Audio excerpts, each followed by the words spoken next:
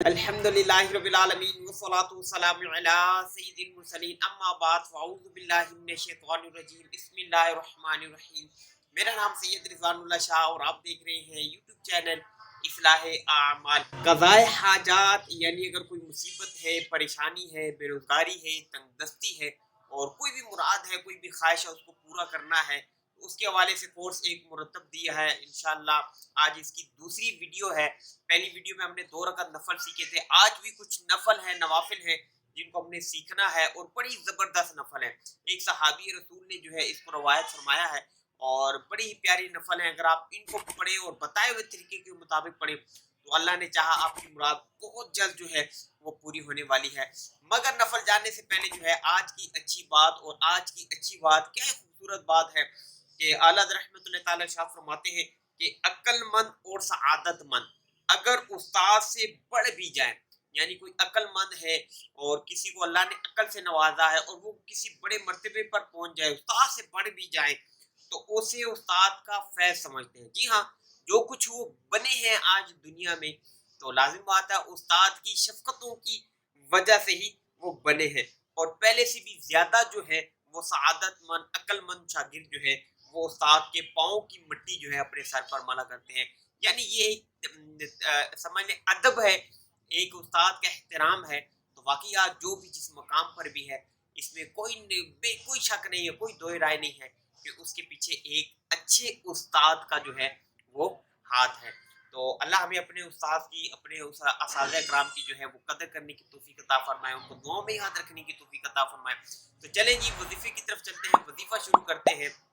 اور وظیفے کی اگر بات کی جائے تو یہ 12 رکعت جو ہے آپ نے نفل پڑھنے ہیں، 2 کر کے 12 رکعت نفل پڑھنے ہیں، اور 2 رکعت نفل 12 رکعت آپ نے اس انداز میں پڑھنے ہیں کہ ہر رکعت میں سورہ فاتحہ کے بعد جو ہے ایک مرتبہ آیت الکرسی پڑھنی ہے اور سورہ اخلاص پڑھنی ہے۔ ایک مرتبہ آیت الکرسی اور پھر سورہ اخلاص، یہ ہر رکعت میں آپ نے کرنا ہے۔ تو 12 رکعت نفل آپ نے اسی انداز کے اوپر جو ہے وہ پڑھنے ہیں، ادا کرنے ہیں۔ اور جب آپ کے 12 رکعت پورے ہو جائیں گے، یعنی یہ ٹوٹل 6 نفل بنیں گے، 2 کر کے رکعتیں اس کی 12 بنیں گی۔ تو یہ آپ کے جب مکمل ہو جائیں گے پھر آپ نے سجدہ کرنا ہے ایک، اور سجدے میں ایک دعا پڑھنی ہے۔ جی ہاں، وہ دعا جو ہے وہ ہے تو تھوڑی سی بڑی، عربی میں ہے مشکل۔ کوئی بھی کام جو ہے وہ مشکل نہیں ہوتا۔ جب آپ کو کوئی جستجو ہے، آپ کی کوئی خواہش ہے، آپ چاہتے ہیں کہ یار یہ پوری ہو جائے، تو پھر اس کے لیے کوئی نہ کوئی محنت تو کرنی ہی پڑتی ہے۔ تو آپ نے یہ دعا جو ہے وہ پڑھنی ہے۔ دعا کیا پڑھنی ہے سجدے میں؟ آپ اپنی اسکرین کے اوپر دیکھ رہے ہیں، جی ہاں یہ وہ دعا ہے کہ جس کو آپ نے پڑھنا ہے سجدے کی حالت میں۔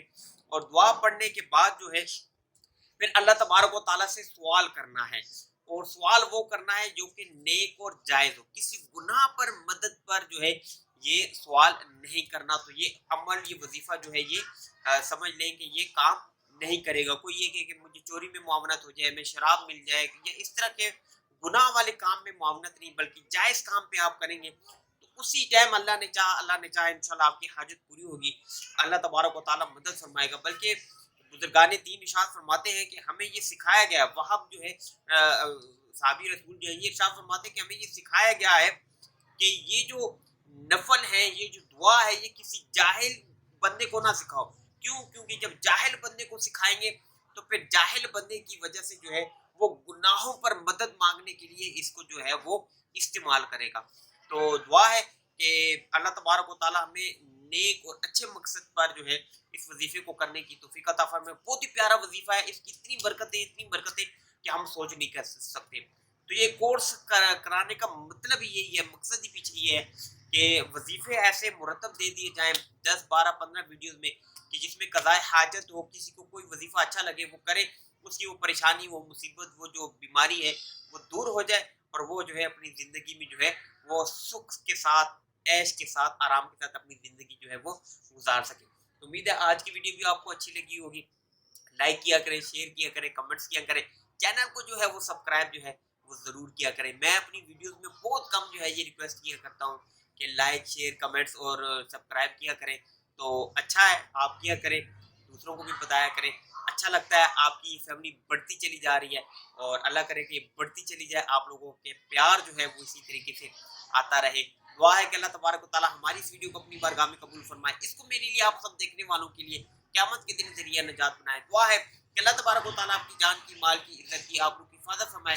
یہ تمام دعائیں میرے حق میں قبول فرمائے۔ نئی ویڈیو کے ساتھ پھر آپ کی خدمت میں حاضر ہوں گے، تب تک کے لیے اپنا خیال رکھیے گا، مجھے دعاؤں میں یاد رکھیے گا۔ اللہ حافظ، السلام علیکم ورحمۃ اللہ وبرکاتہ۔